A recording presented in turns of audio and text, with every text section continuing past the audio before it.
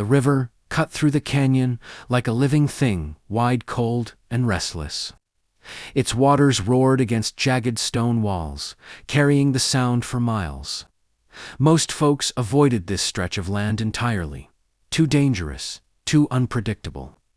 Too many stories of men and wagons swallowed whole. Harry didn't listen to stories. He listened to the river. Every morning, before the sun crested the canyon rim, Harry pushed his ferry into the water. The boat was sturdy, scarred with years of use, its ropes thick and worn smooth by countless crossings.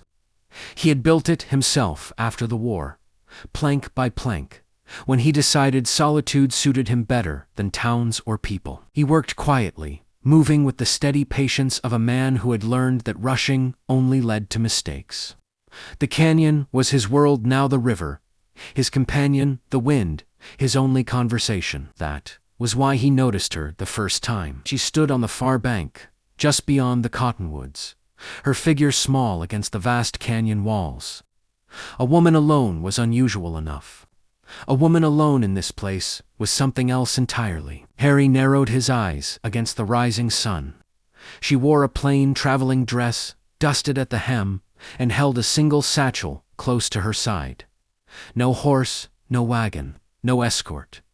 She waited without waving, without calling out, just standing there, as if she knew he would come. Harry guided the ferry across, or dipping deep into the current. The river fought him, as it always did, but he knew its moods well enough to read its intentions. When the ferry bumped softly against the far bank, he tied the rope and stepped aside. "Morning," he said, his voice low from lack of use. "Good morning," she replied. Her voice was calm, steady. No fear in it, though the river thundered behind her like a warning. She stepped onto the ferry without hesitation. Harry noticed small things. The way her hands didn't tremble. The way her eyes flicked briefly to the water, assessing, not panicking. Dark hair pinned back neatly, though loose strands escaped in the breeze. He untied the rope and pushed off. The ferry rocked as the current caught it. Cassandra, he would later learn, her name shifted her weight slightly, adjusting with the movement. Most first-timers clutched the rails until their knuckles whitened. She only tightened her grip on the satchel. "You make this crossing often?" Harry asked, more out of habit than curiosity. "Once a week," she said. That caught his attention. "That's so." "Yes." He waited for more explanation. Perhaps. None came. The river surged harder near the center, water foaming as it smashed against submerged rocks. Harry leaned into the oar, muscles straining. He felt the familiar burn in his shoulders, the pull of the current testing his resolve. Cassandra watched him work. "You know this river well," she said. "Well enough to respect it," Harry replied. She nodded, as if that answer satisfied her. When they reached the opposite bank, Harry secured the ferry. Cassandra stepped off, smoothing her dress. She reached into her satchel and handed him a few coins. "For your trouble." He took them, tipping his hat slightly. "Same time next week." "Yes," she said. "If that suits you, I'll be here." She gave him a small smile, quick, almost cautious, and turned to walk up the narrow trail leading away from the river. Harry watched until she disappeared into the rocks. He told himself it was nothing, just another crossing, just another traveler. But as he pushed the ferry back into the river, Harry realized something had shifted. The canyon felt a little less empty than it had that morning. The following week arrived with gray skies and a restless wind that swept through the canyon like a warning. Harry felt it before he saw the river running faster than usual, swollen from distant rains. The water slammed harder against the rocks, frothing white where it curved sharply along the canyon wall. He considered not making the crossing, not because he feared the river, he had faced worse, but because it demanded respect. A careless ferryman didn't last long in this place. Still, Harry prepared the boat, as he always did, checking the ropes, running a rough hand along the worn planks, listening to the low growl of the current. And still, she came. Cassandra stood on the far bank, her figure dark against the pale stone. She wore the same traveling dress, though a heavier shawl was wrapped around her shoulders. The satchel rested at her side, unchanged. She didn't hesitate when she saw the river's mood. She waited. Harry sighed quietly and pushed off. The ferry lurched the moment it hit the current. The wind tugged at his hat, and the oar strained against his grip. He guided the boat carefully, adjusting his angle inch by inch. "You shouldn't cross today," he said at last. Cassandra looked up from the water. "Is it dangerous?" "It's always dangerous," he replied. "More so today." She considered this, her expression thoughtful rather than frightened. "I trust your judgment." That surprised him more than he cared to admit. The river surged, forcing the ferry sideways. Harry dug the oar deep, jaw tightening as his muscles burned. The canyon walls loomed higher here, shadows pooling along the edges like watching eyes. Cassandra braced herself against the railing, but didn't panic. Her gaze remained steady, fixed on the far bank as if it were something she had already claimed in her mind. "You travel alone every week," Harry said, breathing hard. "Most folks wouldn't. Most folks aren't me," she answered simply. He almost smiled. A sudden jolt rocked the ferry as something solid scraped beneath the hull. Cassandra gasped softly, fingers tightening around the wood. "We're fine," Harry said quickly, though his heart thudded harder than he liked. "Just a rock." She nodded, trusting him again, without question. Yes. They stood in silence, the river roaring between them. Cassandra reached into her satchel, pulling out the coins. Harry waved them away. "Keep them," he said. "River made me work harder today." She hesitated, then tucked the money back into her bag. "Thank you." She started up the trail, then paused. "You never asked why I crossed." Harry shrugged. "A man doesn't need to know every reason." She looked back at him, something unreadable flickering across her face. "That's kinder than you know." After she disappeared, Harry stayed longer than usual, sitting on the ferry's edge and watching the river surge past. He told himself again that it didn't matter, that next week would be the same. Yet, as the wind carried the echo of rushing water through the canyon, Harry realized something else had changed. He wasn't just watching the river anymore. He was waiting. The third week brought sunlight sharp enough to cut through the canyon's shadows. The storm had passed, leaving the river high but calmer, its surface glinting like hammered silver. Harry welcomed the familiar rhythm of the Datha, scrape of rope, the creak of wood, the smell of wet stone. He found himself glancing toward the far bank sooner than usual. Cassandra arrived just as the sun reached the canyon floor.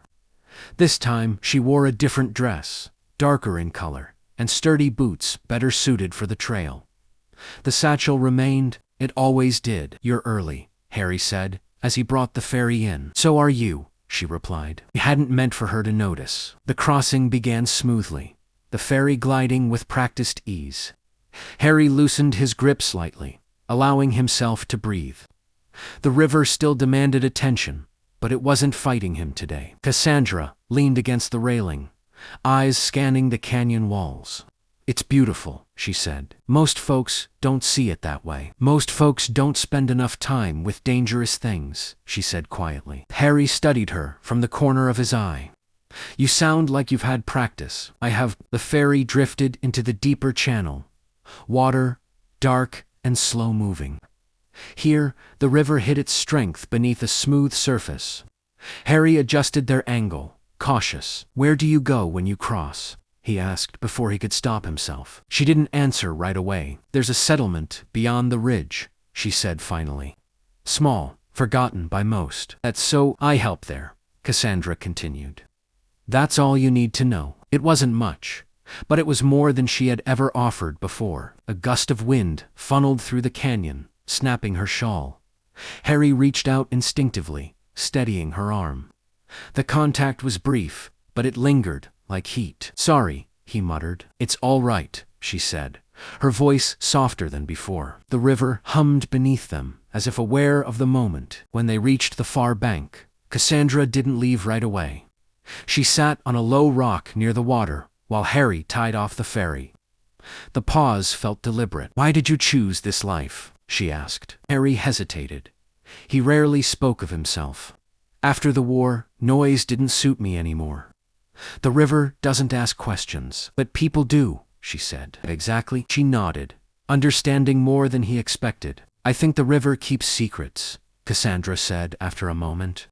It hears them and carries them away. Harry looked at the rushing water, or buries them deep. She smiled faintly at that. When she finally stood to leave, she paused. I won't be crossing next week. The words struck harder than he liked. Oh, he said carefully. There's something I must finish, she explained. But I'll return, he believed her.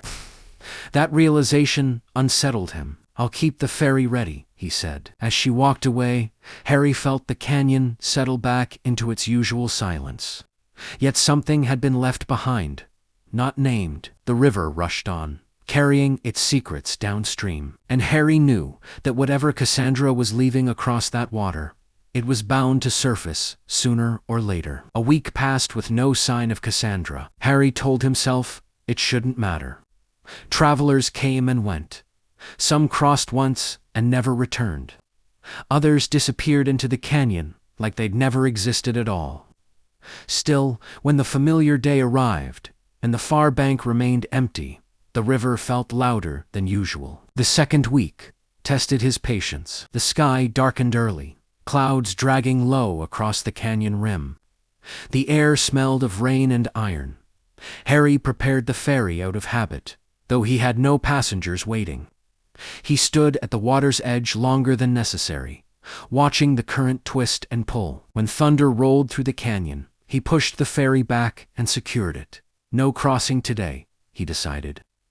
The river would win this one. That was when he heard her voice. Harry, he turned sharply. Cassandra stood on the far bank, soaked to the bone, hair loose around her shoulders. Her dress was torn at the hem, and the satchel always so neatly held was slung awkwardly across her body. She looked smaller, somehow tired. What in blazes? Harry began. The river surged between them, louder than ever. You shouldn't cross, he shouted. Not like this. I know, she called back. But I don't have a choice. Lightning split the sky, briefly illuminating the canyon walls. Harry swore under his breath. The river was already swollen, its surface churning dangerously. He didn't hesitate. Harry shoved the ferry into the water, muscles screaming as the current seized it. He fought for control, steering carefully, eyes locked on Cassandra's pale face. When he reached her side, she stepped aboard and nearly collapsed. Harry caught her, steadying her with both hands. You're hurt, he said. Just tired, she replied, though her voice wavered. The ferry lurched violently, waves slapping against its sides. Rain hammered down, soaking them both. Harry strained against the oar, fighting the river with everything he had. Halfway across, a floating log slammed into the ferry's edge, jolting it sideways.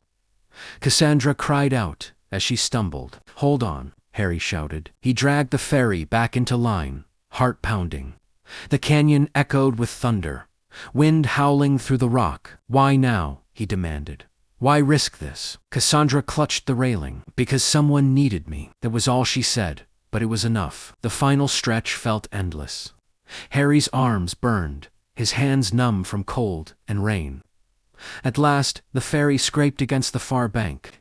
He leaped out, securing the rope with shaking fingers. Cassandra collapsed onto the ground, breathing hard. Harry knelt beside her. You could have died. So could you, she said quietly. They sat there, as the storm raged overhead, the river roaring its anger past them. When Cassandra finally stood, she met his eyes. I finished what I had to do. I won't be crossing anymore. The words struck deeper than the storm. Harry swallowed. She reached into her satchel, pulling out more coins than before. He closed her hand around them. Don't, he said. Just stay safe. She smiled sadly. You already did more than enough. As she walked away, Harry remained by the river long after the storm began to fade. The ferry creaked softly at its rope, battered but intact. The crossing had nearly been their last, and Harry couldn't shake the feeling that the final crossing was still yet to come. The canyon woke beneath a pale, uncertain dawn. Mist clung to the river, softening its roar into something almost gentle. Harry stood at the water's edge, longer than he needed to. Hands resting on the ferry's worn rail, listening to the current like a man listening for a familiar voice. Cassandra had said she wouldn't return. He told himself to accept it.